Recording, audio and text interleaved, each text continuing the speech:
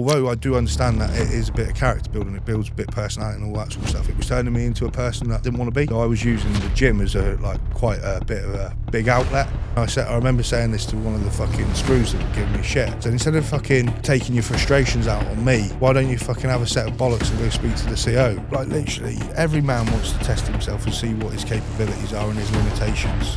Regardless of what anybody says, whether that be in the military, whether you do fucking judo, whether you do BJJ, whether you're a bodybuilder, every bloke wants to push themselves to their fucking limits and see where they can take themselves.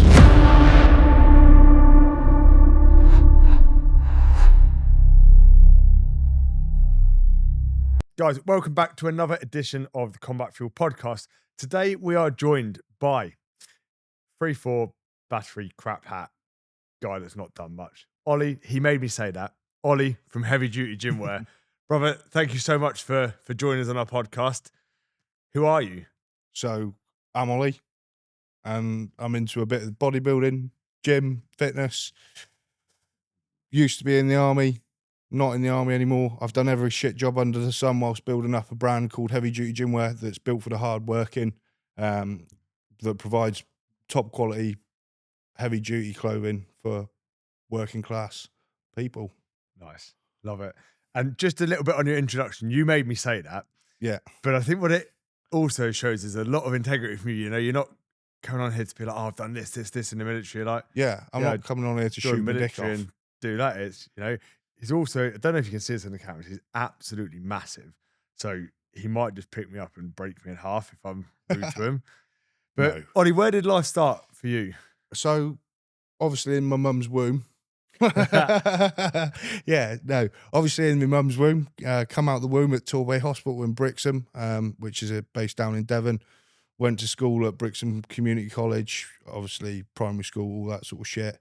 Went to South Devon College for a year. Got kicked out of college for fighting and all that sort of stuff. And then I decided to join the military, which was, spent 2 years trying to get into the Royal Marines and all that sort of shit. And then obviously didn't get into the Marines and went for the army. Love it. But so, and you mentioned your mum. Was your dad present growing up as well? Yeah. My mum. Happy family? Yeah, happy family. Mum and dad are still together. My old man's done fucking 20 plus years in the fire service. He's now semi-retired because obviously the UK's fucking shit and fucking rapes everybody's asses. So he's got to work like an absolute... That's a whole new podcast, isn't it? Yeah. However, I agree. Yeah. I agree. But so if your family was pretty good, decent upbringing, but you were scrapping a lot, getting kicked out of college? Yeah, I was just always like, even in school, like I had the ability to be obviously quite an intelligent individual with regards to like schooling and stuff like that. But as time went on throughout school, I just realised that a lot of it's just fucking bullshit and unnecessary. And I just didn't really, I've always been quite a hard individual to, I'd say, manage, going through school and college and stuff like that. I'd like always get very bored and my attention span would always like fucking, I don't know how to explain it. And or you can say like, school's very much, it's a memory lesson, isn't it? You know, during primary school, secondary school, to an extent college, it's just remember these things, how to do them. And it's, you know, I'm so glad that I learned, I was going to say something intelligent then. Pi R squared. Yeah, cheers. I don't Cheers, even dudes. know what the fuck that shit is, but yeah, with school, it's like such a, like it's just what fucking does my head in with school. Sorry if I swear too much, but I fucking swear all the time, especially when I'm thinking about stuff. But with regards to school, like you're giving everybody such a generic test, like it's like a one size fits all, when really that's not the case. Really, you're suppressing people's individuality and their different abilities and capabilities with that. You're trying to fit everybody into the same box. And essentially, you're trying to produce a like society of just workers through school. Do you know what I mean? Yeah, and you know, and there's no discredit to people that want to go and do work, that sort of stuff, go away, do a 9-to-5 job, go home and live their lives. Yeah. But there's not a lot of like support for people, like, as you know, I didn't get on too well at school either. It was just, I couldn't sit down, I couldn't concentrate, didn't like it. Yeah. They'd probably call it ADHD now. Yeah. Or just being a little bit retarded. Yeah. I just couldn't get on at school. You know, No. joining the army was the best thing I ever did. Yeah, yeah. But you know, fast forward, and you mentioned about being a failed Royal Marine because you didn't quite get through. Yeah. What was the appeal to want to join the Marines at the start? So obviously when I was like younger, I was born in obviously 1997. So I'm 28 at the minute, but born in 97. So at the time period where I just started secondary school, like that's when Afghan was going on. My mum and dad would Yeah. always have the fucking news on in the morning and all that sort of stuff. And I'd be coming downstairs to fucking go to school. And every morning it'd be on there, fucking Royal Marine this, Royal Marine that, Royal Marine killed here, and I felt like this, even at a young age, like 13, 14, like I felt this like fucking, it was quite a very like patriotic feeling. And obviously Yeah, you know yeah. that yourself. And it was like, I need to go and do that. Like, it was no like fucking thing. It's like, I need to go and do this. Or it was like for a bit of like fucking subliminal programming through fucking smashing Call of Duty Modern Warfare. Do you know what I mean? One of the two. But yeah, that was my appeal. And obviously I didn't get on very well at school. I seen the Royal Marine adverts on the telly, like 99% need not apply, all that sort of stuff. And it just attracted me. Obviously watched that fucking Commando on the Front Line documentary and all that sort of stuff. And I was like, that's what I'm going to do when I leave school. And I started telling people that that's what I was going to do when I left school. And I was like 14, 15, 16. I was fat as fuck, unfit as fuck. Every PE lesson, if we done fucking, what's that fucking thing? Track and fucking field and Yeah. track and field and fucking, what's the fucking one there you fucking run it? Cross country? Yeah. Doing cross country, always at the back. Always the last bloke at the Yeah. fucking back, hanging out. But yeah, I told everybody, and obviously going through school, I was like big into my rugby, so I was playing rugby a lot. So you weren't that unfit if you're still able to play rugby. Yeah, well, rugby's very start and stop, innit? So Yeah. it's a different kind of endurance to actual road running, what I would say. But yeah, I played prop as well, which isn't the fittest position Yeah. on the pitch. Do you know what I mean? Being big and Yeah, strong. yeah. Or being a fat mong. Yeah. So I fucking obviously done the rugby side of stuff like that. And I remember one time we was at fucking rugby training, and for some reason our rugby coach went round and asked everybody what they want to do when they leave school, because we were in year 11, we're coming to leaving school. So I'm going to go join the Royal Marines. And everybody burst out laughing and fucking whatever. And I thought, fuck it, I can't do that. Everybody's telling me I can't do it. I like fucking proper beat myself down and thought, oh, fuck it, I'll go do something else. So then I decided to fucking apply for college, and I didn't know what to do, so I just picked adventure sports, which is like a proper Just something to do. Was this at a point where if you hadn't gone and got a job, you had to go and so do that further education? Yeah, I was the first year of further education, Yeah. so I had to go do further education, and obviously school wasn't a massive appeal to me, but I'd always worked. So my family's like a family of grafters. My mum's a proper grafter, and I owe a lot of like respect to my mum. She's a fucking proper grafter. And I'd always worked from like 12. So always worked at like Turkish car washes, washing cars at the weekends, like through school, like through year 10, through year 9, 10 and 11. Like I had 3 jobs, fucking used to fucking graft like fuck. Obviously paid no tax, whatever. So I thought I was a fucking millionaire when I was a kid. Didn't pay any attention to my GCSEs, all that sort of shit. And yeah, obviously went off to do adventure sports at fucking South Devon College or whatever. Turn up, and like when I do things, I really buy into it. Like I'm a very all or nothing person. Yeah. And I'm a person of like extremes. Like I want to fucking take it as far as I can fucking go. So I really bought into this adventure sports course, and then fucking went on it, and it was just full of wankers. Like it was full of wankers, like turning up, smoking fucking pot, didn't give a fuck, like just fucking knobs. But the thing was, it was like the age spectrum was really weird. It was like from like 17 to like 30. Do you know what I mean? Like it was a really weird dynamic. So I had like blokes on there that were like 25 and all that sort of shit. And I remember we went out fucking hill walking, and cunts would be turning up in a pair of jeans, and the course would get fucking cancelled that they would have to go back to college because fucking cunts turning up in the wrong sort of kit and all that sort of shit. And obviously, because I was working, I had the money to go and buy the right appropriate gear Yeah. and all that sort of stuff. So like that used to really piss me off. And I remember we went, me and my mates went down to, you know, Boardmasters Yep. down in Newquay. Me and my mates went down to this fucking Boardmasters festival, and I remember for the whole fucking weekend, I was just getting ripped about doing adventure sports because all of my mates were Yeah. doing the A levels, then go off to uni. Yeah. So they're just like constantly fucking putting me down, like saying like, just fucking like giving me loads of shit, and it really fucking got to me. It really fucking pissed me off. And anyways, I remember going back to college and all that sort of stuff, and like literally was in college for like 2 days. This fucking lad started giving me a load of shit, hammering me on the bus all the way back from this fucking trip. Got off the bus, we're walking back into the classroom. I thought, you know what, fuck this. So I've tapped him on the shoulder. He's turned around. I just fucking chinned him, just fucking hammered him, and then started pasting him up a bit. And the fucking course instructor's absolutely lost his head, and ended up getting kicked out of college, kicked off the course. I was like, right, fuck it, I'm gonna go do this marine shit. I mean, but also, like, you know, obviously we don't condone like going through and filling people in for nothing. But when someone is at you, like, it's bullying, though, right?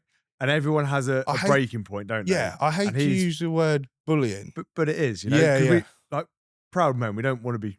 I was bullied, but like that literally what he was doing to you, going Yeah. on and on and on. Yeah, yeah. And he turned around and fuck about and find out, and he found out. And the thing is like, there's a difference between having banter with someone that you know and that's close Yes. to you, and they're allowed to push that boundary because they know where the But boundary is. the thing with banter is it's the ability to turn around and we're giving each other shit. It's about it's enough. Yeah, Okay, noted. yeah, yeah. But it's when you go in and go, especially when you don't know someone, you're not pals with them. Yeah. Then it literally is, and you wonder why people turn around and they hit breaking point Yeah. and they snap and bad stuff happens. Yeah, You know, but that's it.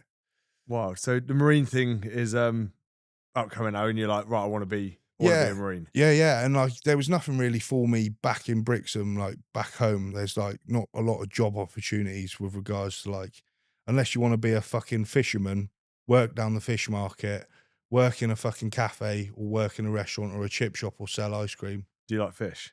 Yeah. Oh, you could have stayed there, then. Yeah. Yeah. But fucking, yeah, if fucking, I didn't want to do any of that shit, there wasn't really much opportunity or much scope for any sort of work. So I was like, right, I'm going to go do this fucking marine thing. And I applied, and I remember I was like 110 kilo.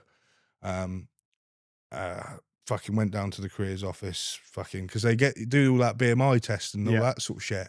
And the bloke's got me doing this fucking BMI test, and he's gone, "You're a fat cunt." He goes, "You're a fat cunt. There's no way we're putting you through this." He goes, "Come back in 3 months' time when you're fucking fit." Yeah. And so I went away, come back in like 3 months' time, and I was like fucking 80 kilo. So Nice. I'd lost fucking loads of weight, hammered it, got really fit, like basically beasted myself. Yeah. Because I didn't know what I was doing. I was just basically beasting myself endlessly. And I got to a sort of a sticking point with the beasting myself, where I was like, right, I've taken myself this far. I need to get a little bit of help. So obviously I was doing the rugby and all that sort of shit. And at this sort of stage, I was at like Colts level.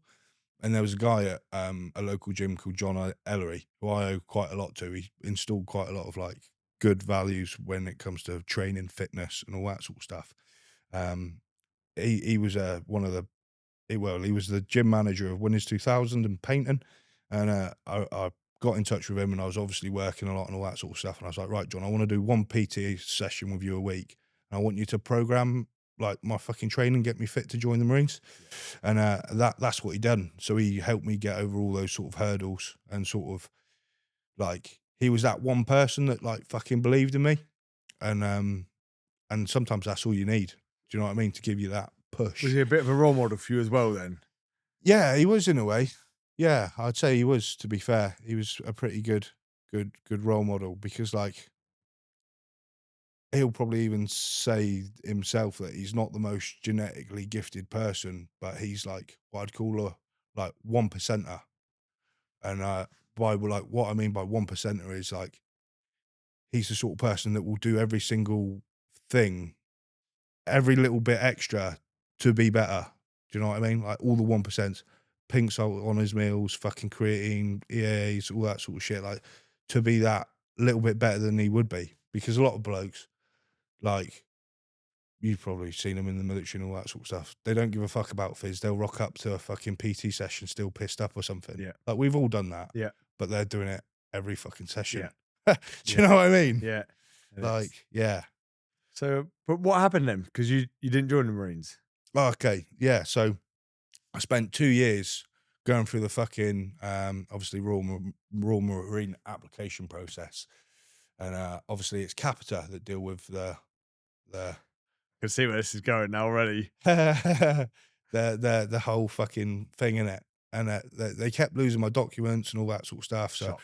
I kept having to send them, like, I'm not bashing religion here or anything, but I had a really like die-hard fucking religious doctor's surgery. So they were quite anti-military and people joining the military. Yep.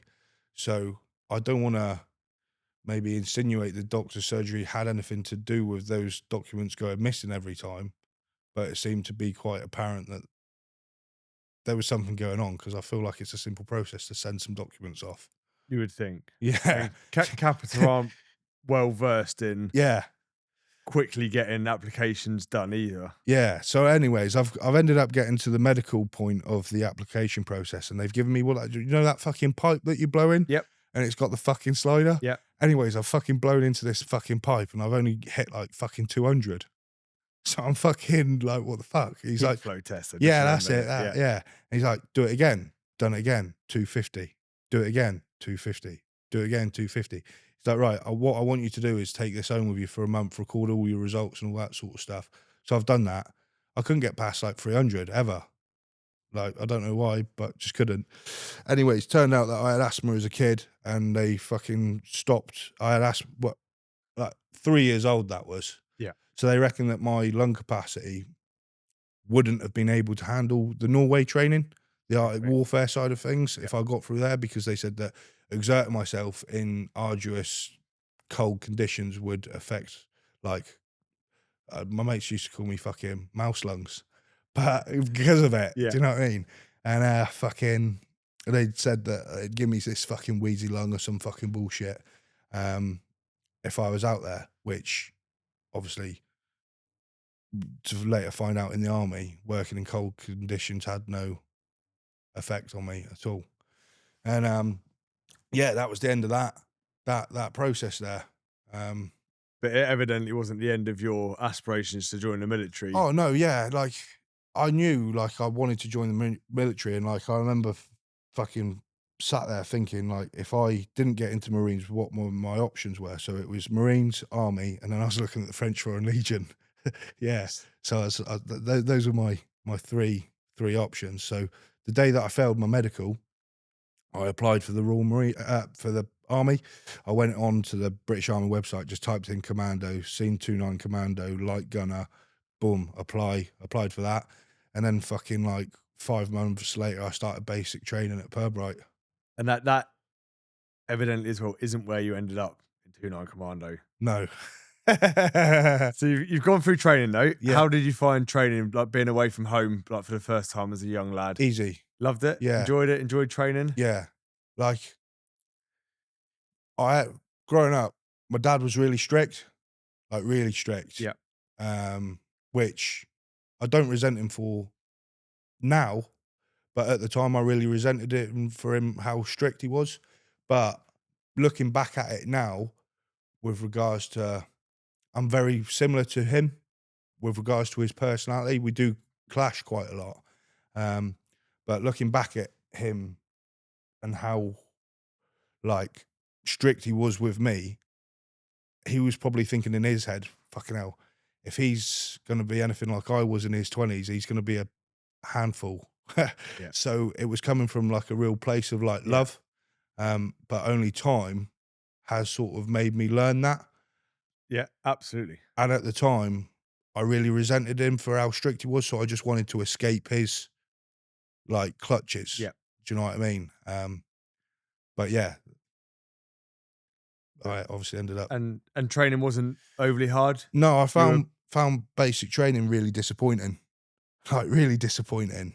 Like, don't get me wrong, because I'd worked so hard from like becoming a fat cunt to obviously a point where I was smashing all the pre-joining fitness tests for the Royal Marines. Yeah. I'd got myself like too fit for the army, if you know what I mean. Yeah. So like I remember I've got on really well with this. He's still my best mate to this day. We went fucking through training and everything together. His name's Jack. He's still in. He's a sergeant. We fucking went through basic training and all that sort of shit together. And he was really fit as well. And like, we just used to fucking smash anything. And it got to the point where we'd get bored and we'd deliberately get in shit to get beasted more. I don't think I've ever Yeah. heard someone say, I got in shit to get beasted Yeah, more. That's because brilliant. we used to find it quite funny. Yeah, we just used to get into a bit of trouble and get beasted more. But yeah, once I'd passed out, I was like really disappointed in myself. I stood on the parade square thinking to myself like, is that it? That's it, done. Oh. Yeah, I was like, Okay. that's a bit anticlimactical because I had a load of lads back from my hometown that had joined like the RHA and stuff like that. And I remember being in Weatherspoons and like, because you're naive and you don't know, you look at them thinking, God, these guys must be fucking built different. Do you know what I mean? Like, this guy must be fucking hard as nails. Yeah. But really, he's a fat dosser. Yeah. Do you know what I mean? But yeah. And I was just like really disappointed in it, to be fair. At what point though did it change from 2-9 Commando? Because you didn't end up there. Yeah, so I've fucking obviously done my phase 2 at Larkhill in Wiltshire, which ended up being like fucking 20-something weeks because they get you doing loads of other fucking stupid shit there. But I basically got fucking groomed by my training team into going to 7 because they were all airborne sky gods. So for those that don't know, we've got the parachute regiment and we've got 7 RHA. Yeah. But it's not, okay, this is for the viewers, Okay. but what's the difference? Why aren't they just the 7th parachute regiment? What's the difference between the units? So obviously, so I now obviously know all of this shit because I went there, but at the time I knew fuck all. I didn't even know what they were. I didn't even know what the fucking joining tests were. Yeah. Do you know what I mean? But with regards to your question, so 7 Para RHA are the attached arms for the parachute regiment. So obviously, like for I don't know, for like the Duke of Lancs or whatever, for you've got like 3rd RHA. They're like the combat support for an infantry unit if they require those sort of means. Is that a good answer? Yeah, I think so. I'd like to think so. So basically, it's a fucking. It's basically fuck it. It's basically like it's basically fucking. You're a para, but you're not a para. Yeah. Do you know what I mean? Because like you got the infantry unit, which is like your fucking spearhead, isn't it? Whereas like you got fucking 1 para, 2 para, 3 para, and obviously they do their fucking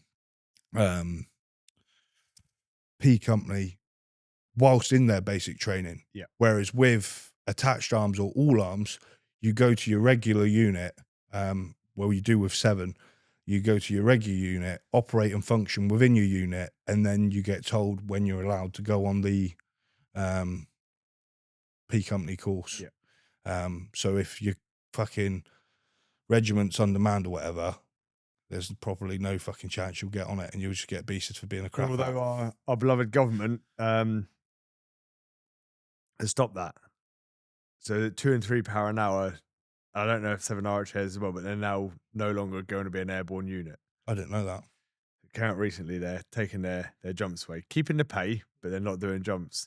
And I don't know how much I'm slated for this. So they're going to be hats, helicopter assault troops. Okay. Tell us about the word hat. I thought it was horrendous attitude to soldiering. So where does this hats thing come from? And like, explain it again for those that don't know, that might be a civilian watcher or not understand it. And okay, we'll call it banter. Yeah. So when you go to a specialist unit like 7, well, there's like, it's like a fucking, there's like a whole complete fucking tier system to the Yeah. hats, because you got like SF at the top, which Yeah. are like, you can't, they Can't can't, touch them. yeah, you can't touch them. They're like unhattable. I like that. Yeah, they are unhattable. They're like fucking, yeah. And then you got like fucking special forces support group, don't you? Yeah. Which is obviously like, again, unhattable to the rest of the army, but can get hatted off by SF blokes. Yeah. And then under there, what you've got like your regular, well, you got your Marines and your parachute regiment. Yeah. So they can hat everybody else off below them. Yeah.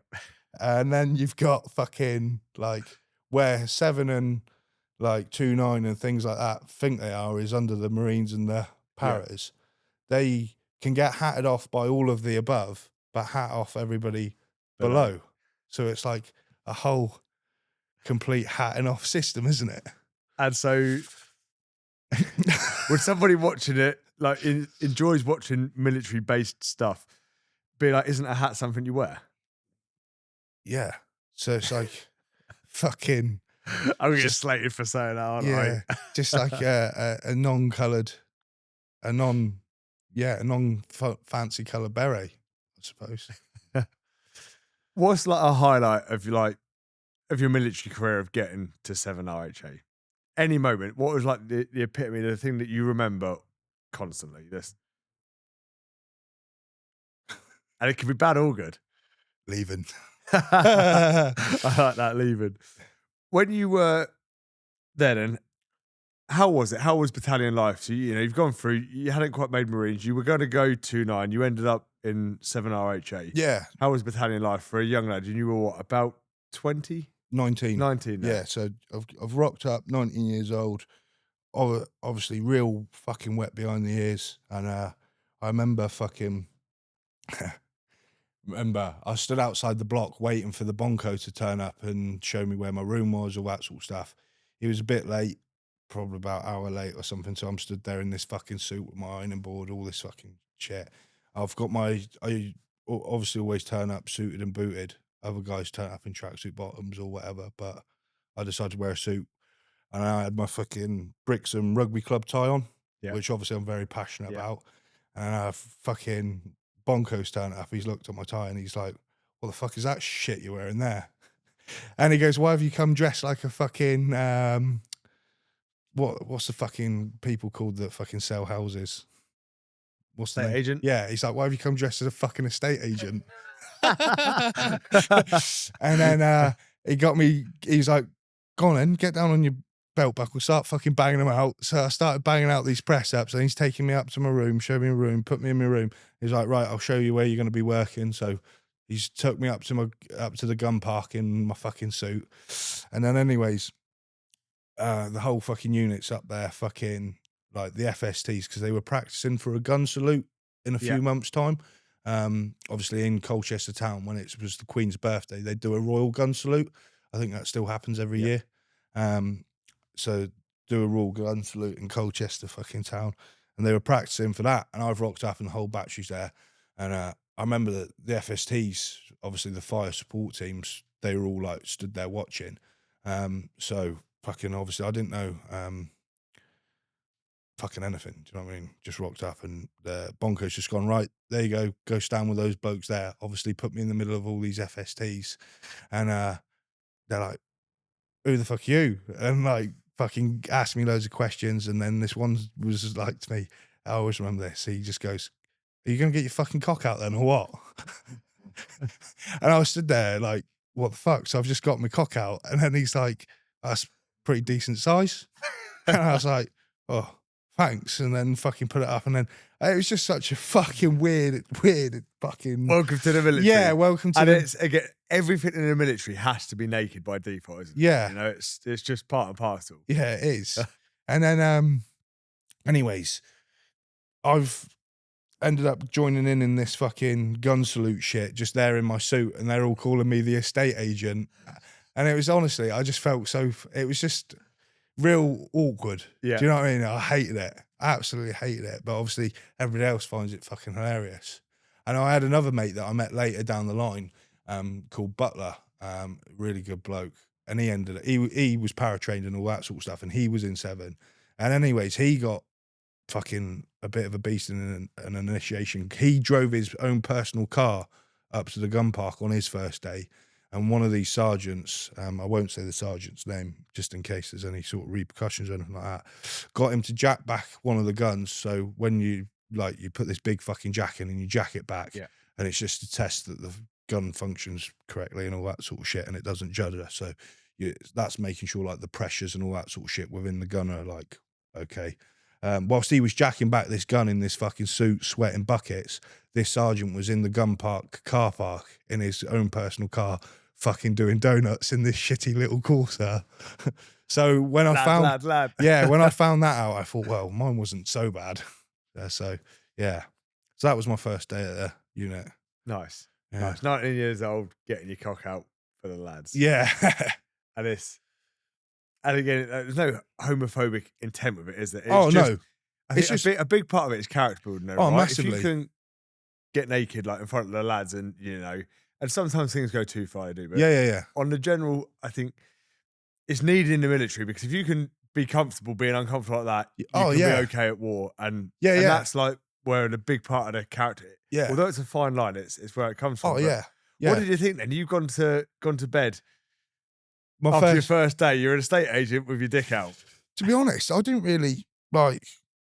I'd obviously played rugby beforehand, so rugby culture is very. It's basically the same thing. Yeah, it's pretty much the same thing. So I wasn't overly that fazed by it, to be completely honest. So yeah, I didn't. It didn't really have like any sort of impact on me. I do know some lads that turned up and like phoned their mums up and cried to their mums and shit like that, and over their first day and stuff like that. But yeah, that wasn't my case at all. It was just like, well, that's the first day done. See what the next day brings. Nice. I had a tactical KFC at Solstice Services to Miss Fizz. We got told to arrive for midday, so I was like, I'm arriving at midday. Yeah. Lads had told me, oh, by the way, like some lads in the battalion. Yeah. We're getting beasted Monday morning. Like, what time are you coming? I'm like, well, I've been told midday, so gotta get there for midday. One of the other lads in training going up, and he's like, oh, it needs to be like, I'm gonna be there for like 9. Yeah. Show I'm keen and ready. I'm like, bro, it's not a job we're gonna get kicked out from. We'll get sacked for turning up on time. I was like, and they literally, we rocked up and blokes were coming, and they'd been absolutely, because they just moved into the accommodation, been absolutely franked out, and fuck's sake, the whole company got slammed, and I'm there like fresh off my KFC, loving it. Yeah, chilling. Yeah. How long was just to ask? How long was your training and all that sort of stuff? 6 months. Okay. Can't actually remember how many weeks. I think it's 26 weeks. Yeah. At Para RHA. And is it just straight infantry training, Just no soldier, trade? Yeah. So although it's still broken down, I think, into phase 1 and 2, there was no real, that I remember, distinction between phase 1 and 2. It was basic soldier and building up and up and up for longer and longer exercises. Yeah. And that was it. And then bit of driver training, got my Cat C at the end of it. And then it's like, go battalion. Yeah. Turn up at this place at this time. I'm like, okay, cool. I purposely, deliberately failed at phase 2 Cat C because I didn't want to be a driver. Yeah. I was lucky to not end up driving for my career. Yeah. But yeah, it's, I learned quickly then it was, oh, you at KC, do you want to do your D license? And the Michael was like, bro, do not do. I'm like, what's a D? They're like, it's a minibus. And anytime you go anywhere, you'll be driving a minibus. I was like, so I just didn't turn up. That reminds me of adventure training. So we had a minibus, and so I didn't even want to go on this adventure training. This is just after I got there. So I literally had my first day, obviously what I just spoke about there. First week done. Second week, I got put on the armoured Wimmick course. Yeah. So I went on to do a Wimmick course, all that sort of shit. Was on that for like 2 weeks. Then it got canned. I wasn't on our Wimmick course. And then I got put on adventure training up in Wales, doing like fucking hill walking and all that sort of shit. I didn't even want to go fucking on adventure training. But obviously I got volunteered to do it. And I was the only non-para trained lad on it. How did that work out for you? It was shit. It was fucking shit. I just got beasted. And then anyways, I turned up to go on fucking adventure training. And obviously there's a fucking minibus there. and all the fucking Para train lads have got in the back, and I've gone to get in the back. He goes, "Where do you think you're going, big lad?" He goes, "What do you mean, Bombardier?" He's like, "Where do you think you're going?" I was like, "Oh, to sit in the back." He goes, "No, mate." He goes, "You're driving this minibus." And I was like, "I ain't got a license." And he's like, "Don't worry about that." Yeah, Love it. I won't say obviously the name of the bloke. And then anyways, fucking, I was like, obviously you need, what's that fucking vehicle cert called again? Oh, Yeah, Fraser, what's it called? yeah, Your little MT, your little yeah, driving military driving yeah, license thing, isn't yeah. it? I was like, I Yeah. don't have that. He goes, "Don't worry about that." Anyways, I fucking started driving this thing, and I'm like proper, like I'd not been driving very long, so I was proper shit house at driving, fucking grinding the thing. They're all on the back, fucking absolutely hammering me.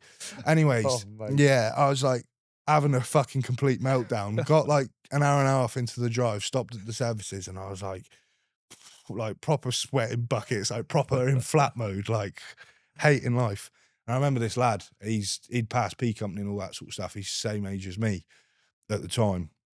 He'd been in a bit longer. He was on the adventure train. His name was Sawyer. And he goes, "Look, mate," he goes, "sit in the passenger seat. I'll drive the rest of the way." And I was like, what a fucking Nah. legend. And he's like, "Look, I've been in your position before." He's like, "It's shit." He says, "Don't worry about it." Because they were like, they were starting to take it to a point where it was like too far. Yeah. And he was like, "I've got all the certs, tickets, all that sort of stuff. If anything Yeah. gets said, don't worry about it. Yeah. I've been driving since camp," kind of thing. Yeah. And then, yeah, he ended up driving the rest of the way. Fucking thing. He looked after me out like throughout the whole of the fucking time there, like took me under his wing, so to speak. Yeah. And yeah, I really do thank him for that kind of thing. He was one of the good blokes. Nice bit of moral courage there. Stand Yeah. up for the new bloke and Yeah, be like, yeah. we've gone a Because bit far there. yeah, like it showed that he had a set of balls, because Yeah. like it's easy to get sucked into herd mentality. Yeah. Yeah. Like to stand up for what you believe in can be seen as like a bit out there, isn't it? Yeah. Yeah. How was the adventure training though when you were there? You said you were the only non-power trained guy. Yeah, so I just got fucking beasted, really. Like fucking, I'd be there just after a day of like hill walking, all that sort of shit. Be sat in my room, and then I would have like this guy, this Scottish lance jack, being like obviously para-trained Scottish lance jack, who worked in the armory. He'd be like, "What do you think you're doing?" I was like, "Oh, I'm done for the day, aren't I?" He's like, "No." He's like, "Get your fizz kit on. You got to go do fucking 10K or like get hill sprints or something." Yeah. Yeah, just like proper beast to me. And I was like, I've just done, obviously at this point in my mind, I'm like, I've just spent 2 years getting myself fucking absolutely beasted myself Yeah. to fucking get into the Marines. Yeah. I've just beasted myself to get into the army. I've done 16 weeks of basic training, 20 something weeks of phase 2. Now I've turned up to unit thinking, right, foot's going to come off the gas a little bit here. Yeah. And it's just gone even harder. Yeah. Yeah. Yeah. And that's a big important part, isn't it? That when people, once you've passed training, that's the real start. Yeah. It's not really a test. And it's not an attendance course. It's still training, right? Yeah, yeah. But when you're done, then you get to battalion, you're like, oh shit, like this is, and in hindsight, you're like, that's where my career really started. Yeah, like, yeah. Foot never comes off the gas, does it? Yeah, it's Ever. fucking next level. And I remember, so like I'd done that stint of adventure training and all that sort of stuff, and then at this sort of period of time, it's like October sort of time, fucking going November, before Christmas. So we had a pre-para course going on when we come back off of Christmas leave in January. And now this is something that I couldn't ever get my head around. So like whenever we done battery PT, or you'd call it company fizz or whatever, Yeah. all the non-para train would be at the front in their own fucking squad. And then obviously all the para-train lads would be in the back. Yeah. All the non-para-train lads wouldn't wear maroon t-shirts. They'd wear the fucking shit green ones with the fucking white fucking thing and all that shit. And obviously all the fucking para-train lads would be wearing their battery tops. And then we got a new CO come in and said, no, we don't want that to be a thing. What we're going to do is we're going to put everybody in the maroon tops. So we've all started wearing these fucking maroon tops now, obviously still at the front of the squad. And I found it such a bizarre mentality from them. Like, we was getting absolutely fucking hammered for wearing these maroon tops like we've chose to wear them. Yeah. But it's come from higher up. And like, constantly it sounds really petty and pathetic, talking about it now fucking afterwards and all that sort of stuff. But like, we were getting absolutely peppered about these fucking maroon tops. But it wasn't our fucking... Wasn't your decision. It wasn't our It's not decision. like you went to do it. Yeah. So I was like, instead of taking your frustrations out on us, why don't you fucking go and like... And I remember saying this to one of the fucking screws that were giving me shit. So instead of fucking taking your frustrations out on me, why don't you fucking have a set of bollocks and go speak to the CO about this? Yeah. It went down like a fucking lead balloon. I bet it did. Yeah. And then, yeah. Anyways, obviously fucking... They kept like... So what I was trying to say there is like, they kept fucking like dangling this carrot of like this pre-para. You're going to go on pre-para. You all be on pre-para. But our gun battery was so undermanned, we couldn't really afford to let anybody go on pre-para. Because obviously pre-para's, I think it's 4 weeks and then 6 weeks up the road.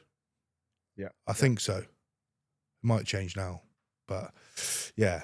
And obviously it's held at Colchester and all that sort of shit. So they've been dangling this fucking carrot of, oh, you're going to go on pre-para, you're going to go on pre-para, coming up to Christmas leave, gone on Christmas leave. Well, before fucking went on Christmas leave, the BSM comes down, got us all on parade, and he's like, right, this is on, these are the list of lads who's on pre-para after Christmas. And then reading out the names, I was one of them. I was like fucking buzzing, right, I can get this fucking nipped, done, move on with my career, fucking progress, stop getting called a shit cunt every fucking day and fucking get on with it. And I fucking went on Christmas leave and I had a really shit Christmas leave because all I'd done was fucking train, went out running, hammered the running, hammered the fucking like gym sessions, all that sort of shit. Didn't have any fun, was really strict on my diet so I didn't put on too much weight. And then come back off of Christmas leave and they was like, right, you're not on pre-para, you're going to Kenya for a fucking exercise. And then at that moment I was a bit like, I was fucking raging. I bet. Because I had all this pent up rage of like fucking getting hammered every day by fucking, for being this fucking crap out or whatever. All this fucking pent up rage and all that sort of shit. And then fucking getting fucked around like that, it just pissed me off because I just thought to myself, what's the fucking point? Anyways, went out to Kenya and had a really shit time out in Kenya again. Because I was big into my weight training as well. Yeah.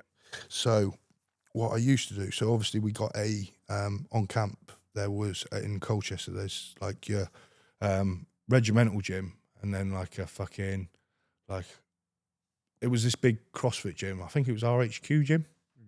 Of which like everybody can sort of fucking go in and all that sort of stuff.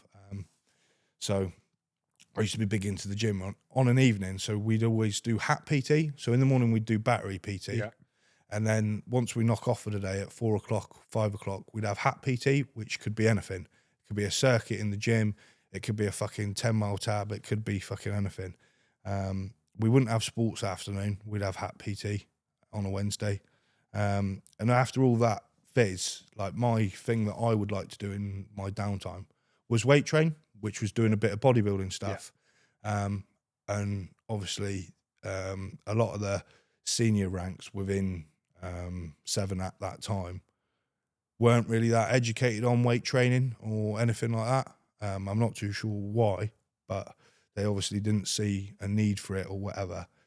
So that was for me going to do a bit of weight training on the evenings, a bit of an outlet for all this frustration. It kept me from using this built up frustration, and because like I'm not one to usually bite my tongue on how I feel or something. I act quite.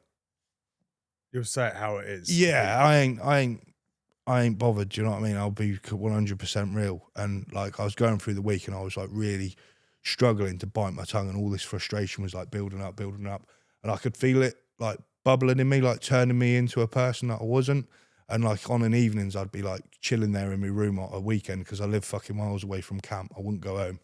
And I'd have some fucking screw or fucking Lance Jack pissed up, come to my room with a set of boxing gloves, throw me a set of boxing gloves and making one of me and my mates fucking fight each other in the hallway whilst they fucking sink bottles of fucking Buckfast and shit like that.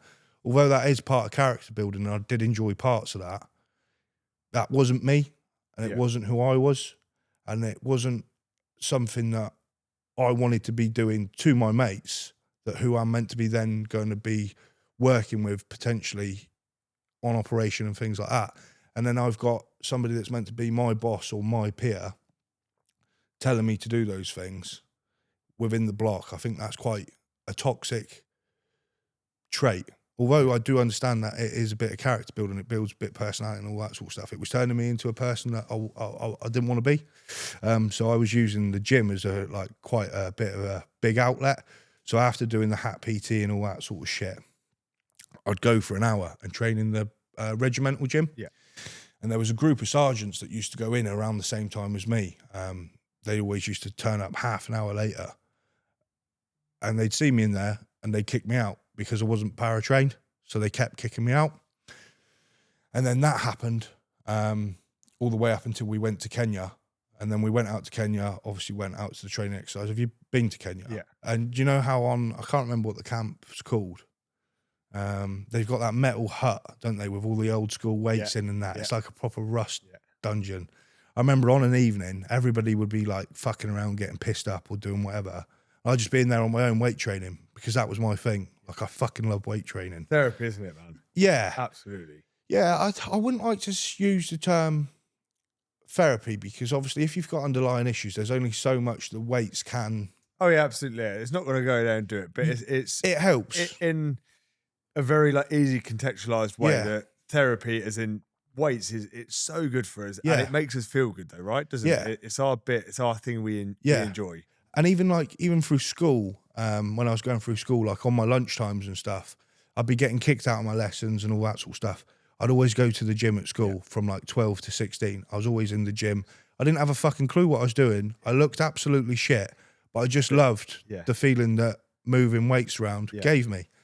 And obviously, I never lost that throughout, like my whole time throughout doing anything in the military. Like that was always what made me feel like me. Yeah. Like through phase one, I had all my creatine, my EAAs all in my personal locker. Yeah. Everybody would be like, "Whoa, what's that you're using? What's that? What's Drugs. that?" Yeah, literally. But it was like my protein. Sorry. Yeah. But it was like my protein. That's right. We weren't around then. yeah, exactly. And then fucking, obviously I had all that sort of shit in my personal locker. Went out to Kenya and like I was there fucking training on an evening on my own at probably like 9, 10 o'clock at night, just because I knew I'd like get left alone. Because if they see me in there, they'd kick me out because they felt like weight training wasn't beneficial to pass in P company because you'd get muscle bound and all this sort of shit. But yeah, maybe you'd get muscle bound if you were fucking taking loads of anabolic steroids and fucking getting fucking massive, but you're not. Do you know what I mean? You're just moving weight. And then when we look at the science now, like someone to go out on a tab who can squat their own body weight is far less likely to be injured and be able to carry themselves than someone that can squat half their body weight. Like you need that strength to be able to do your job. That's it. But like there's so many people that are now like still within the military that are big on like the weight training. Like Coach, you sponsor him, don't you? Coach Dean Hammond, is it? Yeah. He's like big onto all that sort of stuff. Like he helped coach some lad that I know called fucking hell, I forgot his it sounds fucking stupid now. My mind's gone fucking. My mate that I can't name. Yeah, my mate that I can't name. We'll call him Joe. No, Ed Harbour, the ginger lad is fucking. What's his name? Incredibly. I'm trying to remember his fucking Instagram handle. It's something like real fucking zesty. But anyways, he fucking trained him and he's an absolute beast at squatting and he's like absolutely smashed all his officer training for the Navy recently and all that sort of shit, which is good. He's done a lot of the photography stuff for heavy duty before he joined them at like Wicked Navy, so he's had a complete like changing direction. But yeah, back to going on what I was saying, because I've gone down a bit of a fucking tangent there, really, haven't I? Going back to what I was saying with Kenya and all that sort of shit. Fucking then, like, my sergeant major started to find me in the evenings, fucking going to the gym, Yeah. and he started fucking kicking me out, doing the same thing that the sergeants was, and But it this was is just because you're not para trained still. yeah, all completely because I'm fucking not para trained, and that was like really starting to fucking piss me off. Anyways, come back from Kenya after having a bit of a shit time in Kenya, and I got into trouble with like a couple of weeks after I got into a bit of trouble with the police, for reasons that I'm not going to go into, but got into trouble with the police, and I went from being a lad in the regiment that wasn't really fucking known to being known as something that's quite fucking you don't really want to be known for it. Do you know what I mean? So I basically had this massive fucking bullseye fucking targeted on my back. So everything just got progressively fucking worse. Like, I was getting called every fucking name under the sun on like hat PT, on PT, and like there's only sort of so much you can take. And obviously then they'd stripped away my outlet, which was going to the gym on an evening. So obviously, I don't know about yourself, but when you're in camp, we used to have areas early morning. Yeah. So our areas were at 0600. So I'd wake up at 0430 and go to the RHQ gym, because that was open 24/7. Yeah. So that was how I got in my weight training and all that sort of stuff. So I started doing that before areas. And then if they asked where I was, I'd say, I've been out for a little bimble around the block or whatever, or fucking around camp. And yeah, started doing that.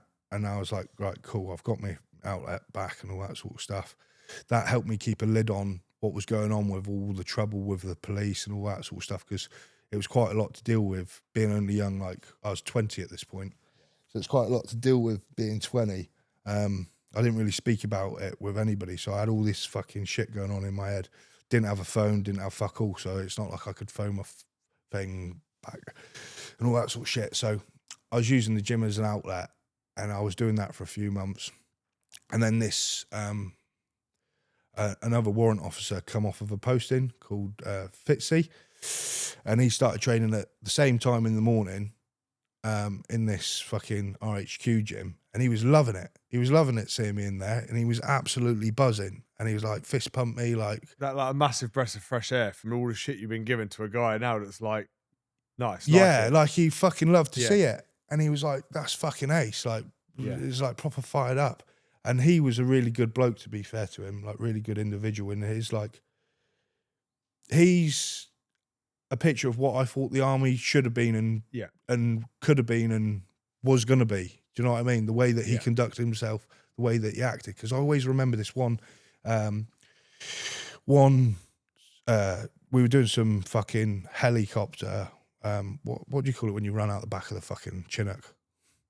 What's the terminology for that? I've been out the army fucking years. Yeah, do you know what I mean? I forgot all that terminology. And we were like Royal Infantry. Yeah, but we're fucking basically running out the back of a fucking Chinook, getting a big fucking circle, all that sort of shit. We were doing those drills, and basically all the hats went onto this fucking ice. We were doing it out of a fucking ISO container. Real professional. But yeah, stacked up in an ISO container, come out. All the hats were going through it, and the FSTs, the paratrain gun bunnies, were all stood there, like fucking watching us do it. And he's come walking over, and I've seen him walking over from a distance, like thingy, and we're all there fucking thingy. And they're absolutely beasting us, saying we're shit, we're this, we're that, and the other. All our fucking webbings all over the place. We're in shit state, like absolute thingy. And they're absolutely pelting us. And he comes over and he's watching it, and he's watching it. And I could see him like getting more and more frustrated with how these fucking screws and fucking lance jacks were acting towards us. Yeah. And he just fucking blurts out, "Listen, you cunts." And he's fucking points his fucking, the fucking pointing stick at the fucking FSTs and all that sort of stuff. He goes, "You're all taking the piss out of these lot, but that's a reflection on you." He goes, "You lot are meant to be mentoring them." He goes, "They're in shit state because you're in shit state." And then that's all he said and fucking walked off. Yeah. And that just like, it was like a pinker drop. Do you know what I mean? And it was like, yeah, that was like a big prominent moment for me, like, of like, these guys that were teaching us were just pretty shit house, to be fair. And it's how did like battalion life change after that then? So I'm hoping you're going to say that they'd the abuse towards you like stopped, because again there's a fine line between like character building, but it sounds now like your whole career so far is just been getting hammered, full send, yeah, all the time. Yeah, it was full on, like like there's a lot of lads that like you couldn't relax in the block. Yeah, in a place where you should be able to relax, you should have been able to relax, because you'd have someone kicking in your door or throwing a fucking one of those fucking stim grenade things, you fucking strike, yeah, like throwing one of them in your room or something. Do you know what I mean? Or throwing it through your window when the crack was open, just shit like that. Or like propping a bucket of water up against your door, so when you open your door, bomb, although that stuff is funny, it fucking when it's constant, it's just a bit too much. When it's daily, when it's daily, it's fucking drives you fucking mental. But with regards to changing too much, it only got worse really, because obviously I got in trouble with the police. The guy, going back to what that Fitzy geezer, obviously he went up into the top corridor, was absolutely singing my praises and all that sort of shit for smashing out fizz early morning and all this sort of stuff. He was like, this guy Cook, he's got loads of potential, like he's shown like some good signs. And he, even through like phase 1 and phase 2, I smashed it. Like I was always top third, placed second in my troop, or second best. I'm always second best. Do you know what I mean? Always second best, but placed fucking second best in my troop through phase 2 and all that sort of stuff. And then like I was keen, I loved it. That's all I wanted to do was be a soldier. Yeah. And it was just sort of ruining my experience really going there. But it's made me the person I am today. He's out there singing my fucking praises in this fucking office, and the sergeant major's just gone to him, nah, he can't be weight training, get him out of there. Gone in the next day, I'm like, gone to fist bump, and he's like, look mate, it fucking breaks my heart to fucking say this to you, because you're not allowed to be training in here. He goes, it's way above me. He goes, there's nothing I can fucking do. He says, I've tried to fight your corner, but it's like fucking 5-on-1 up there. And it's fucking shit. And then anyways, obviously they took away that outlet, and then like everything started getting for me like a bit progressively worse. Like I then started going home at the weekends from camp and stuff like that, and I'd be getting pissed up back at home. Like I'd even just go out on the piss on my own. Like I wouldn't even need a group of mates. I'd just be like looking for trouble and getting into fights and just being, again, going back to what I was saying earlier, it turned me into a person that I wasn't. And I didn't like being that person. It was pretty shit, but you live and you learn. And then, again, I went on some adventure training down in fucking Newquay, and I filled in a para-trained lance jack, got in a lot of trouble for that. Do you remember in 2019 when, was it 2019 or 2018, when Spain was playing England in the World Cup semi-final? Yeah. So this happened a bit before I started the drinking and all that sort of stuff, but it was just after I got in trouble. I lost my room key on camp. This is another prominent point of what made me like sort of despise being there. I lost my key on camp somewhere, and there was a screw on my corridor who was in the FSTs, who obviously is supposedly meant to be a figure of, I don't know, authority and leadership. Yeah, sea drills and all that fucking gay shit. But I've knocked on his door. Excuse me, Bombardier. I was like, I'm sorry to bother you. I've lost my room key. Can you help me? He goes, no, mate. Fuck off, basically, because he was watching the football in his room. Yeah. Shut the door in my face, and I'm like, right. Gone down into the fucking bottom corridor, gone on orders, got the Bonko's number, phoned the Bonko. He's like, Bombardier Dixon here, blah, blah, blah, blah. I'm like, all right, Bombardier Dixon, it's Gunner Cook here. I'm really sorry to bother yourself, but I've lost my room key on camp. Is there anything you can do to help me? He goes, oh, no, mate. Phone Sergeant Page. Hung up. Anyway, phoned up this guy called Sergeant Page. I was like, all right, Sergeant Page. I was like, fucking Gunner Cook here.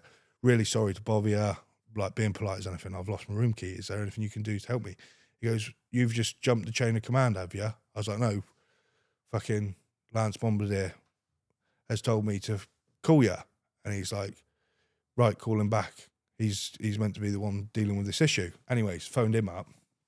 And fucking, I've gone, obviously reiterated what he's just told me and all that sort of shit.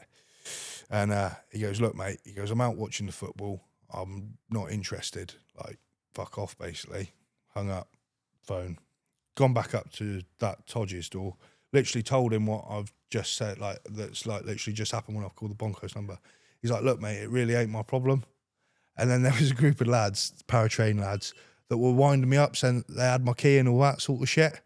And I fucking just absolutely lost it. And I just fucking grabbed the fucking sides of the door and just fucking booted the door. And it's just fucking all come in, all the brickwork, everything, just completely fucked it, just kicked the fuck out of there. And this Bombardier's come out his corridor going absolutely fucking ballistic. Like, what the fuck do you think he was doing? And I was just absolutely erupted, saying, look, none of you cunts are fucking helping me.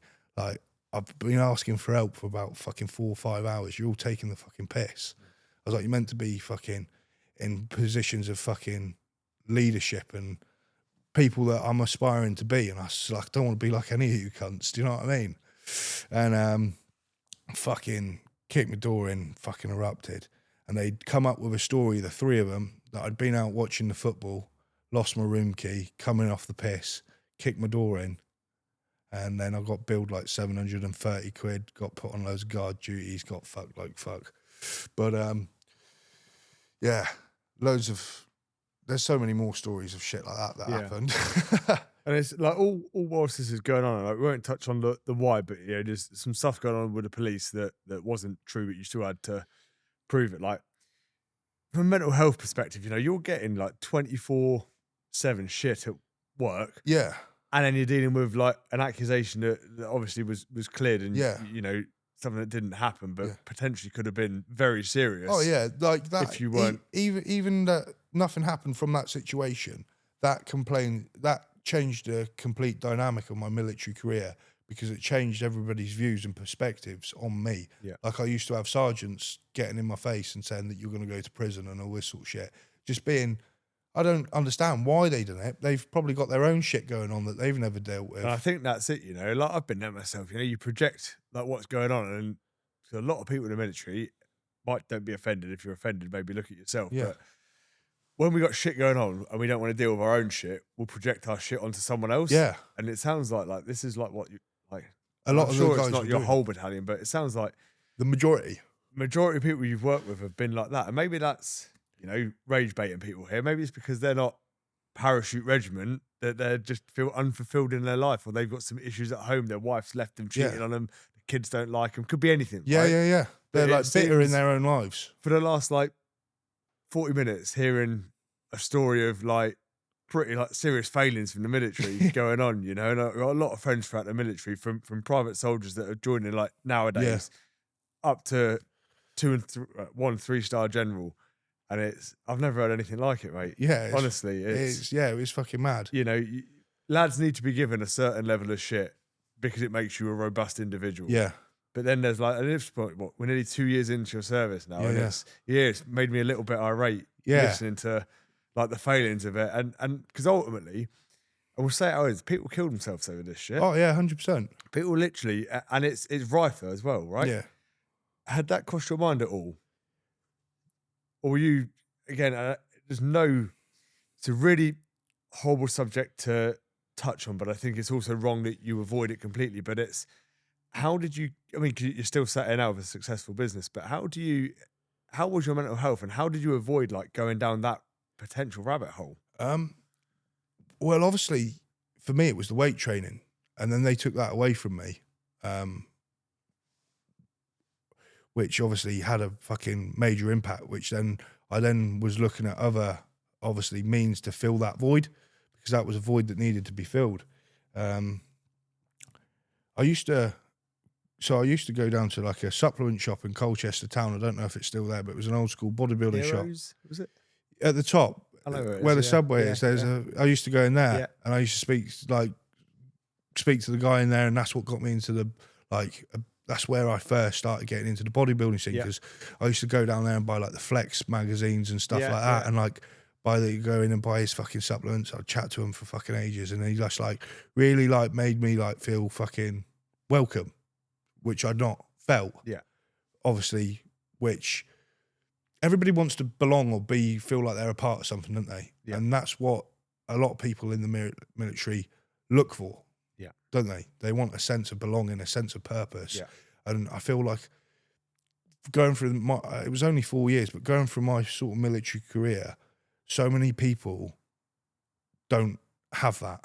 And there's a video that I made on the artillery that I used to vent and project like all of these frustrations at the time when I was going through it, like towards the end of my career. I just wanted to say everything how it was. And it ended up doing like the fucking rounds at fucking Lark Hill of the top corridor and all that sort of shit, because it was seen as anti-recruitment. There's a funny story about that. That's a completely different story itself, but could come to that later. But I put that sort of video out there, and fucking, I've lost my train of thought there. The video you made. Yeah. I made that. This video was just fucking saying it how it was. Oh no, I fucking lost where I was going to go with that. That's right. Well, let's touch on something. So you didn't finish your time with 7 RHA, did you? No, I ended up getting kicked out because I was a disgrace to the regiment and I didn't deserve to wear the maroon machine. Apparently, that's what my BSM said to me at the time. Yeah. Yeah. So. And where did you go when you were? I ended up getting sent to 3-4 battery because apparently at the time that was best suited for me, but it wasn't. You could arguably look at it as a career fail. Yeah. But fuck knows. It was the best fucking 2 years that I had, to be fair, when I got sent there. But yeah. And did things change when you went to 3-4? Oh, massively. Completely different place. And to be fair, that's a point that I didn't touch on earlier. Is that fucking when we was out in Kenya, we worked with the Duke of Lancs. Yeah. And we were playing enemy, and we was like working alongside the Duke of Lancs against the Gurkhas. And I was seeing how the Duke of Lancs operated. And now I think in terms of infantry, the Duke of Lancs are meant to be quite shithouse, aren't they? They don't have a reputation of being the best. Of what some of the other battalions are. Yeah. With respectfully saying, do you know what I mean? And I remember seeing how the Duke of Lancs conducted themselves, and every single one of them were on first name terms. They all looked out for each other. There was this, and me being this non-paratrained gunner, looking at that, thinking, fucking hell, that's what the army's actually meant to be like. That's where it's like other places. But like, there was I remember lads wanted to triple P out of 7, and the triple Ps wouldn't even leave the desk because we were undermanned. They needed manpower. And like the amount of careers and opportunities and stuff like that's killed for people must be unreal. Like failing the military failing these people, because to fit into normal society after being in the military for a lot of people is really difficult. And sometimes the only place that a lot of people feel suited or welcomed is the military, innit? Yeah. And like coming into civilian life after the military, I found that quite difficult. Which, I think a lot of us did. I certainly struggle with my transition back to civilian life. And it's, the military as a whole, I think is a great thing, and anyone thinking of joining should absolutely join. Oh yeah, 100%. It was the best thing I've ever done. A huge testament to you and your mental resilience that you endured what you did. Yeah. and you still came out the other side. Whereas you could have. Oh yeah, Gone I could have the done other something way. silly quite easily, because I remember that at a point we was on parade in 7 RHA, and I was getting absolutely hammered by everyone, like fucking absolutely pasted. Everybody was laughing, making jokes, bloody blah. Anyways, we've all fell into parade, and I was the last one walking over. And this para-train full screw goes to me really quietly. He leans in and goes, "Mate, honestly," he goes, "I don't know how you're handling this so well." He goes, "Because if that was me, I would have fucking topped myself." And I said to him, "Mate, it doesn't matter what anybody fucking says. I know what's true, so it doesn't matter." And that's the fucking, I think that's what made a lot of people feel quite, like, that's why I got beasted quite a lot, because I think a lot of people felt intimidated by me in the sense of how confident I am in my own self-beliefs and my And own moral being compass. a big 6 foot something bloke that's not small, who goes gym, it can be intimidating, but you're not. No, You love your sky going. Yeah, I'm fucking sound. Do you know what I mean? But yeah, the military for me, going back to your question that you asked, did life change when I went to 3-4 battery? It changed massively, because 3-4 battery, again, hasn't got the greatest reputation of being like the best place to go in the artillery. It's a bit of like they used to call it a bit of an ASBO unit. So when I went there, that's why I said for the 2 years that I was there, I had a wicked time, because a lot of the lads that were there were also quite considerably rogue as well. Yeah. So it was like the gunners and the lance jacks basically called the shots, Yeah. because that's how fucking together we were. Because if they pissed us off, we just act cunts, because at the end of the day, the courses that are coming through Lark Hill that are doing the training and all that sort of stuff, obviously they need the guns to go bang. And if we're fucking around being cunts, the guns aren't going to go bang. So it was in their best interest to keep us happy. Yeah. So it was. And I think a lot of it comes down to leadership as well, doesn't it? Oh, 100%. And military's hard because it can't be all sunshine and rainbows all the time. But a lot of it comes to military. It's treat people the way you want to be treated. And if we go from a business point of view, I think it was Richard Branson that said it. It's like, treat your staff so well that they've got the ability to leave and go and do it themselves, giving them the knowledge, but treat them so well they don't want to. And the military can be the same. Like, treat the lads so well that they want to do the work for you without you having to use anything like a punishment as a reason to why, or trying to have like, oh, we've got some enforced fun. Lead and look after the lads, and they'll want to work for you. And I absolutely found out myself. Like, I wanted to work for my Lance Jack, John Rowland, and Monkey, my section commander. Like, I wanted to do stuff for them because they genuinely cared about who you were. Yeah. But also, you fuck up, you're getting. Yeah. Like, I had aspirations that I wanted to go do my JWIC course, do jungle warfare, do fucking all that shit. Yeah. Like, I've had like real ambitions to fucking really push myself as a soldier. Because like I said to you before the podcast started, I'm a person of extremes. Like, when I'm all in on something, I'm fucking all in. I'm not like fucking around. And that's exactly what the military needs. People that are all in, who want to give their life. Yeah, that's it. Like, like fucking, I'm all or nothing. And that's where, like, although like now, obviously, it sounds really, really gay. Or if you want to edit that out, it sounds really shit. But but fucking like the all those shit times that I went through have only helped me to make this better. Because even going through all of that shit that I went through in that period of time, like, I still went to the gym. I still wanted to lift weights. It made me find my like greater purpose than just Ollie the soldier. Yeah. Do you know what I mean?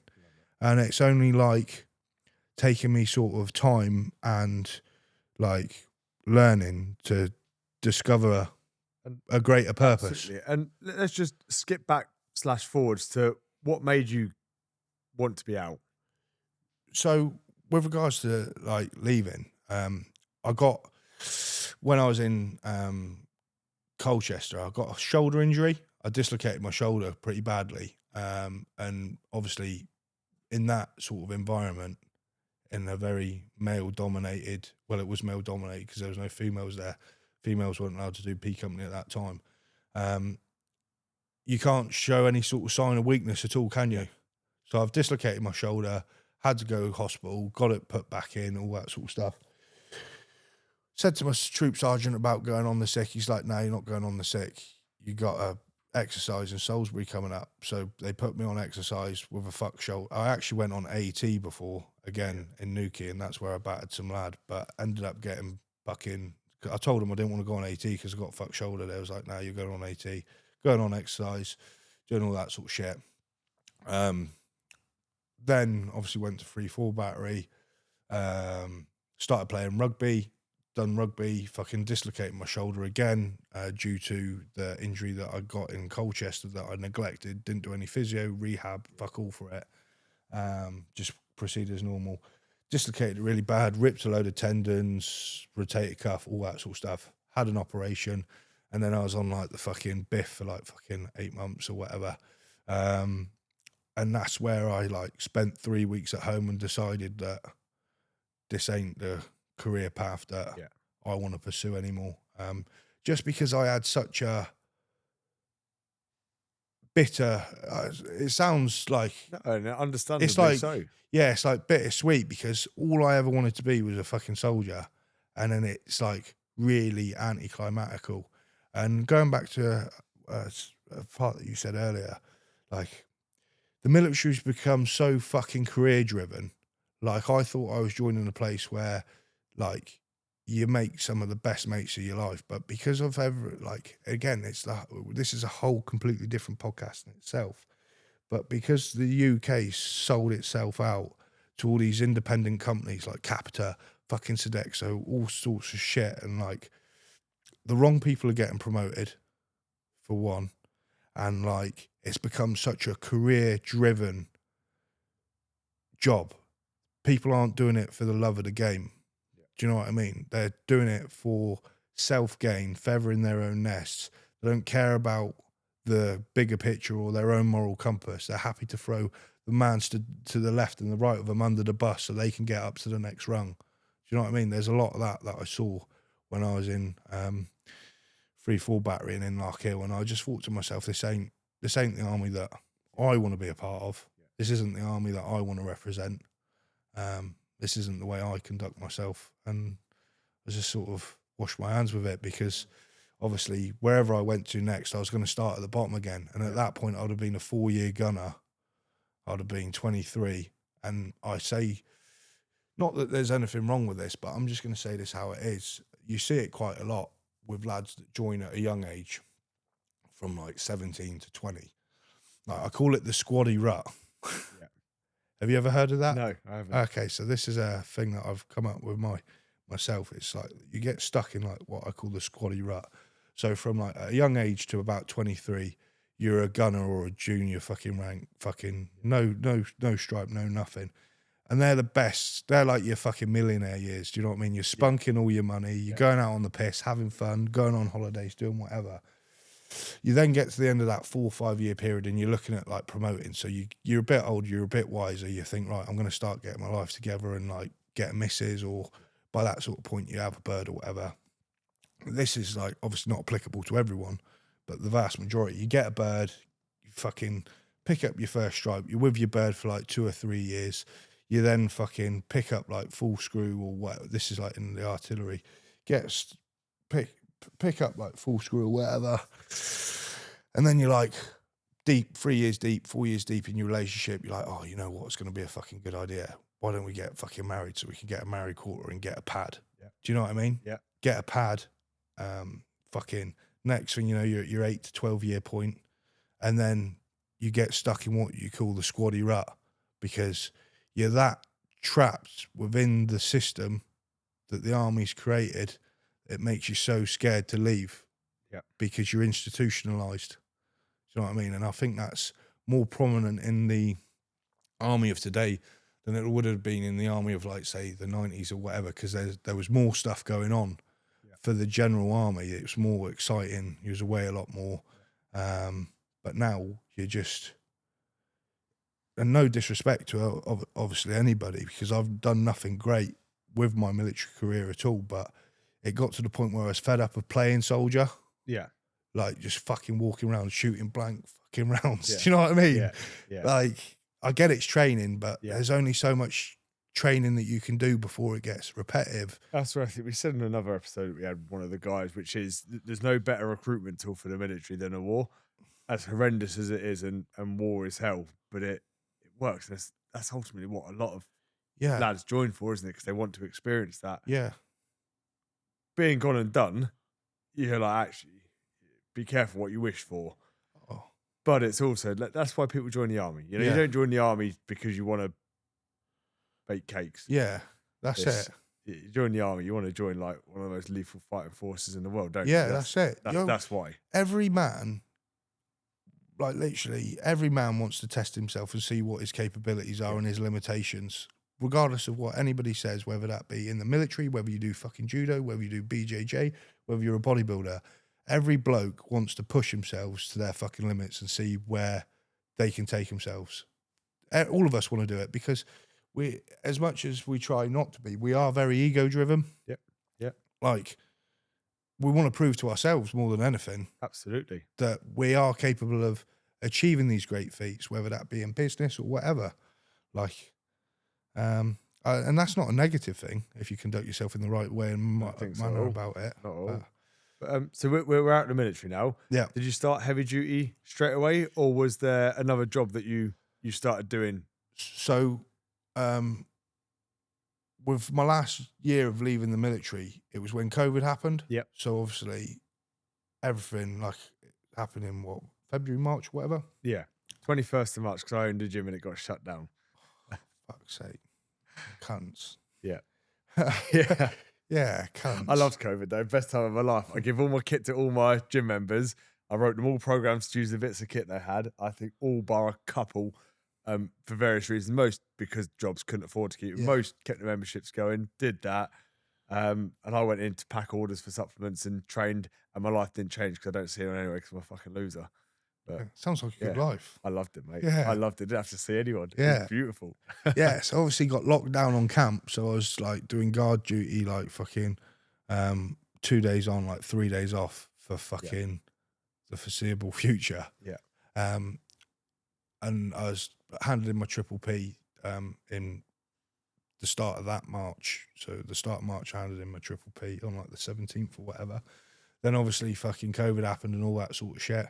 And I wanted to go and do my close protection courses and all that sort of stuff. So I put in to do all of that sort of stuff. The courses kept getting cancelled. Obviously, the artillery is great for qualifications, so I got none. Yeah.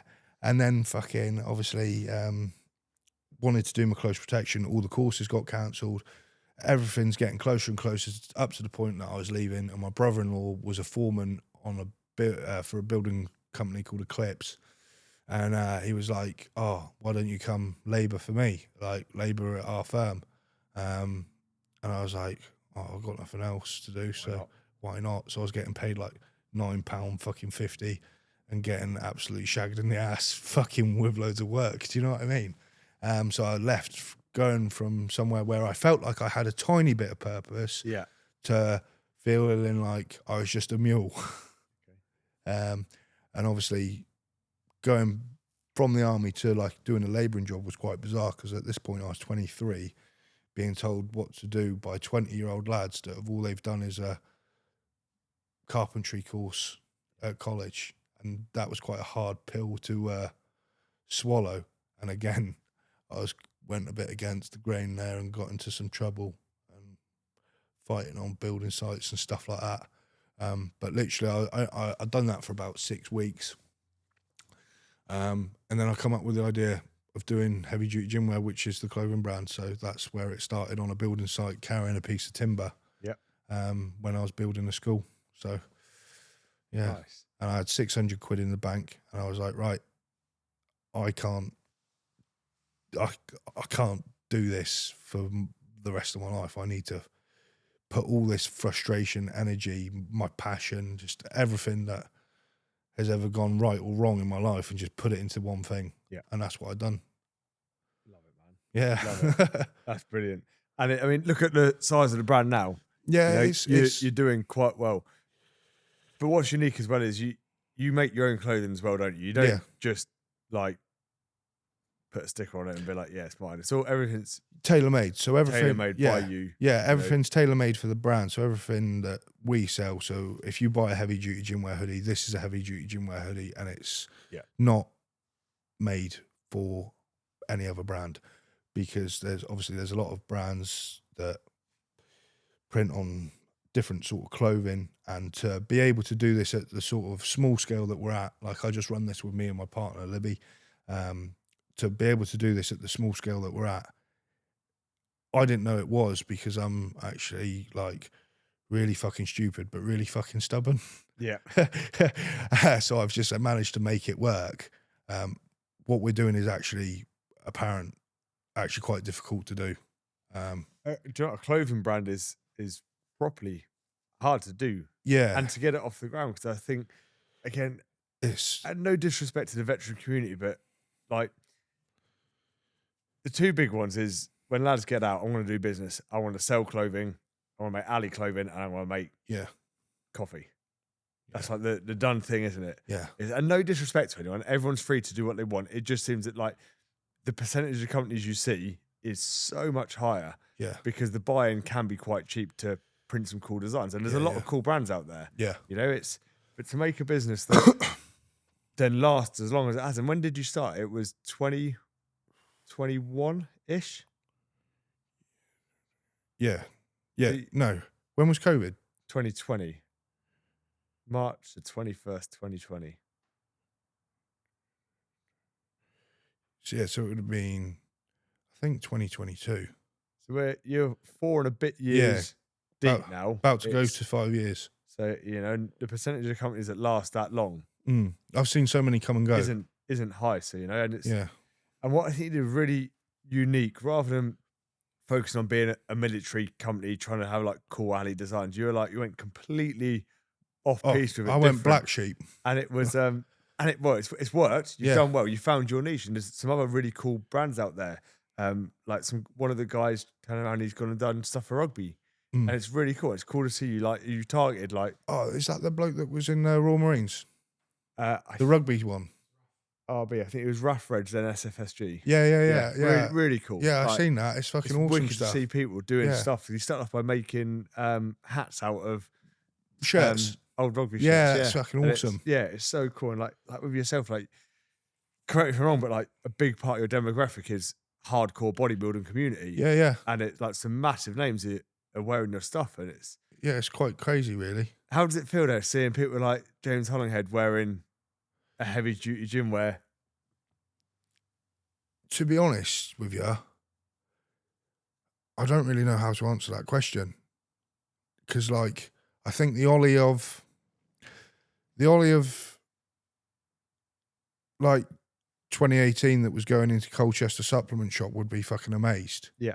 But the Ollie of today is a bit like it's weird. I don't know how to explain it. It's like it is fucking awesome, don't get me wrong, but there's so much more to be done. Do you know what I mean? I love that. I love it. It's very humble of you as well to say, because it's not a small company now, is it? No. It's not like you're selling like a couple of t-shirts a week. We're selling over to like fucking New Zealand, Australia, got stuff going to America, Canada. And when you have a drop, it's like you'll do a drop and that's gone. And like the most frequent question I see you being asked is like, when's this back in stock? When's that back in stock? Yeah. Why can't I get that? Yeah. Which is a wicked problem to have though, right? Yeah, it's pretty cool. But because it's custom made clothing, it can't just be at the drop of a hat. No, that's it. We need stuff, get it here now. Yeah. It's There's something I always say like a lot to myself is like, imagination and ideas and dropping products isn't the problem. It's having the money and capabilities to do it. That's the only thing that's holding us back. Yeah. Is like, because obviously it's a self-propelled company from obviously my own hard work, because I've only recently started doing it full time. Yeah. From August last year, because I got sacked from a job. Why did you get sacked, Ollie? I went from, this is the thing, is I told you, I'm a man of extremes. So I've gone from like hero to zero. I was getting employee of the month to then getting sacked. Do you know what I mean? There's At no, this point, though, I don't expect anything yeah, else. there's no fucking in between. But they wanted to get rid of me because obviously I'm not a fucking idiot. And I knew I was getting the piss taken out of me. And I was saying it to the manager of our depot. I was doing traffic management, putting traffic cones out on the road and all that sort of stuff. And so I was working a 0-hour contract. And now there's 70 workers within the company. About 20 of them had full-time contracts. And now when you work over 44 hours for this company, you got paid overtime if you're on a full-time contract. And the other lads were on a 0-hour contract. But there was so much work in that the 0-hour contracts were doing 72-hour weeks. Wow. Yeah. And obviously, I'm still running a brand. This is what I think I've got some sort of fucking super ADHD. Yeah. So I'm fucking working 72 hours a week, still going to the gym, and probably sleeping about 3 or 4 hours a night. Doing that for like a whole fucking year. But yeah, the lads are on fucking full-time contracts, so they would get paid overtime and all that sort of stuff after 44 hours. And then the lads on the 0-hour contracts were getting shagged with fucking 72 hours. And I said to him, look, I want to cut my hours down to 3 days a week. And he goes, well, because I just wanted that bit of safety net. Do you know what I mean? Yeah. And a bit of breathing space as well, though, right? Yeah, because I'm trying to fucking balance everything. I'm trying to run a business, trying to go to the gym, trying to keep my missus happy. It's fucking crazy. But anyways, I said to him, look, I want to cut my hours down here. He's like, look, if you do that, I'm going to make your career here at highways very difficult. And I was like, he said that over the phone. I was like, what do you mean by that? He goes, well, you won't get the hours. I just won't give them to you. So I'm going to go from 72 to none. So I was like, right, whatever. So I started putting these, they had these unavailable for work forms in. Yeah. So I just wrote out loads of those for like every other weekend and like every Monday for like 6 months in advance. Yeah. And just put them all in a fucking tray. And he absolutely went mental about it and like rejected them all. So then I went to HR about it. I was like, look, I've gone through the right means and all this sort of stuff. And obviously that didn't go down very well because then they contacted him and all that sort of stuff. So they were sort of like looking for a reason to get rid of me because I was started like randomly, like for a good 3 or 4 or 5 weeks in a row. I kept getting my sites randomly audited. So they'd come out, make sure everything's to like the regulations. They give you an on-site drug test, all that sort of stuff. Obviously I'd done no drugs other than fucking anabolic steroids. That doesn't give me a kick, smoking a bit of weed or sniffing gear or whatever. That's not my fucking scene. But they were trying to get rid of me and they were trying to find a reason to get rid of me. And I knew they were trying to get rid of me. So I was just making sure I'd done everything perfect. Yeah. And it was really fucking rattling him. Yeah. So we found this video from like fucking 6 weeks back and I'd fucking swerved a bit harshly. Yeah. And when you swerve harshly or brake harshly, there's cameras in the van, so they monitor you all the time. Yeah. It sends alert to the office and it's like, harsh braking detected, harsh braking detected. And it fucking just made me lose the plot, so I fucking punched it. I punched it. And I fucking got called into his office. And he's gone to me, do you know what you're here for? I was like, not really, Jordan, to be honest with you. He goes, what do you think of this? And he turns his computer screen around, presses play, and it's me punching this camera. And I just fucking absolutely burst out laughing. And he goes, do you think that's funny, do you? Yes. I said, well, what do you expect me to say to that? There's no argument. Do you know what I mean? I'm there red-handed punching this camera. And integrity as well. Yeah, well, I'm not bothered. If I've fucked up, I'll say, look, I've fucked up. If I've been a cunt, I'll be like, look, I've been a cunt there. I'm like, that's not me. The fucking thingy. If I've been a fucking dick, I'll admit, yeah, I've been a dick there. But yeah, I was like, what do you expect me to say? It's there, it's black and white. I can't argue that. And then basically that's the reason why they got rid of me. But he sat there for weeks, through like 5-6 weeks of van footage to find that one clip to get rid of me. That's how much they wanted to get rid of me. But it's the best thing he's ever done because it's made the brand just go from strength to strength. Yeah. And Um, he must be sat there now screwing that he's there in a job that he's probably not happy in. yeah, Because why wouldn't you support someone? yeah. I never understand that mentality. And like, I got the point of view that like, just because you clap for someone else, it doesn't dull your flame. No, not at all. A big person It's- that is like a good inspirational figure that I've always looked at is Jamie Alderton. He goes, just because you fish in the river doesn't mean there's like fucking less fish. Yeah. That's one of his things. Yeah. I used to like watch his inspirational stuff quite a lot. I used to listen to his podcast when I was like working in fucking before I joined the army. That used to get me fired up and all that sort of stuff. But yeah, I totally agree with you. I don't know why you wouldn't want to support somebody because it's only going to make the world that we live in a better place. Yeah. And good karma though, right? If he'd supported you, you know, he might be getting some free clothing now. Yeah, And like, and also it's just, like I said, it just makes the world a better place. yeah, Doesn't it? it's nice to be Like, nice. we don't turn around to like Fraser who's recording this or Dan or any of our media guys and we're like, you can't do anything else. You work for anyone else. Nah, no Yeah. way. Like, they tell me they want to go work and do some work. Oh, I've got stuff from another supplement brand. Yeah. Crack on. You go earn the money. Yeah. It's like, so I guess very much like yourself. So with us being independent brands, with the commercial side, and I've worked in commercial environments after I've left the army, and honestly, I couldn't think of anything worse. I didn't fit in. No, I don't know how people do it. I couldn't do it. Yeah, it's fucking crazy. And like working in a commercial environment, I don't think that brings the best out of people because, and again, it's going back to like what we said in at the start of the podcast with regards to schooling and stuff like that, because you're boxing off people's creativity and personalities, and that's what makes things great is freedom of expression. Yeah. Do you know what I mean? Like if you're say with regards to your media guy or whoever's doing your stuff, if you're like, right, I want this, and like this, you're not allowed to pick any music, you're not allowed to do anything, you've got to do this. Like, he's not going to get the best work because he's not going to be able to create what's in your mind. Absolutely. Because he's not you.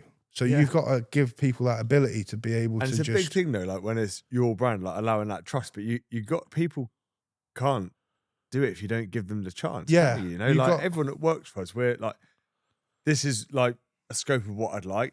Give us more guidance. You can do it yourself. Yeah. Like Leah works for us doing like whatever shit. This is like what you need to know. Yeah. Go away and do it. Yeah. How? Figure it out. Have the creativity. Yeah. To do it yourself. And they like, I like to think anyway, maybe I'm wrong. Touch wood.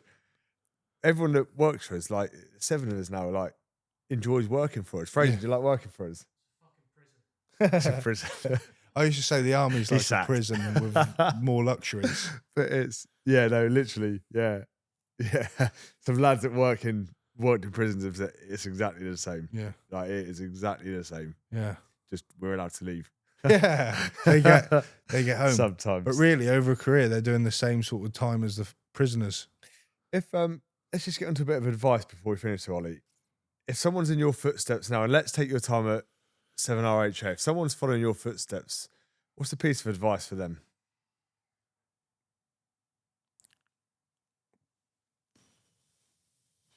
I'm on the spot here. Yeah, advice.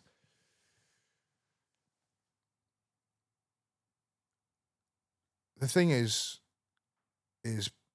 people can tell you how to do something, how to live your life, say these things about you. They can say whatever the fuck. People are always going to talk fucking shit. But if you know who you are and you don't need to question who you are and you've got integrity, your own morals and all that sort of stuff, it doesn't fucking matter what anybody's got to say. Because I think if you've got a good sort of base of morals, integrity, and who you are as a person, you're polite, you're well-mannered, you say please, you say thank you, you hold doors open for people, you want to see people fucking do well and all that sort of stuff. No matter what anybody says to you, negative or tries to hold you back or hold like fucking boxes you in, you can achieve whatever you want to achieve and whatever you want to put your mind to, because those key qualities will take you further than any sort of fucking qualification, I think, could ever take you. Because fucking, I've managed to build a brand off of that. Do you know what I mean? Yeah. I've got no qualifications. I didn't even know how to fucking run a business. Didn't even know, like, I'm just using myself as an example. I'm not like sucking my own dick here or anything. Do you know what I mean? Like, that's not me, but like, what I'm trying to say is if I can do it, any fucking cunt can, because I'm not fucking special. Love that, man. And any misconceptions that you'd like to address? So with regards to anything from service, from people that know you or might have this perception of you, or from Ollie, the heavy duty gym wear brand owner? At the end of the day, people are going to think what they want to think. I'm not here to change anyone's mind. I like that. Yeah. It's incredibly humble as well. It really is, man. Like, just being sat there like, yeah, I don't actually care. And I think that's when you get true freedom as well, isn't it? When you stop caring what anyone else thinks. Yeah. Like I said, people are always going to talk. A couple of 100 years, people aren't even going to know what our names are Exactly. unless we achieve something like extraordinary. It's, yeah. Exactly that. Cool. Cheers. So I want to enjoy my life for me and do what I want to do when I want to do it. And hopefully people buy the stuff that we make because they love it. Yeah, that's it. Yeah. Wicked, man. Ollie wrote, thank you for your service. Thank you for joining us. Honestly, that thank you for your service bit makes me feel sick. I know you do. And people say, but we don't say it enough. Like, at the end of the day, you still agreed to sign on the dotted line and you didn't know what was going to happen. So it's still, thank you for your service, brother. Yeah, no worries. And thank you for joining us on our podcast, man. I've loved being here. It's been good. That's a real strong grip. Jiu-jitsu.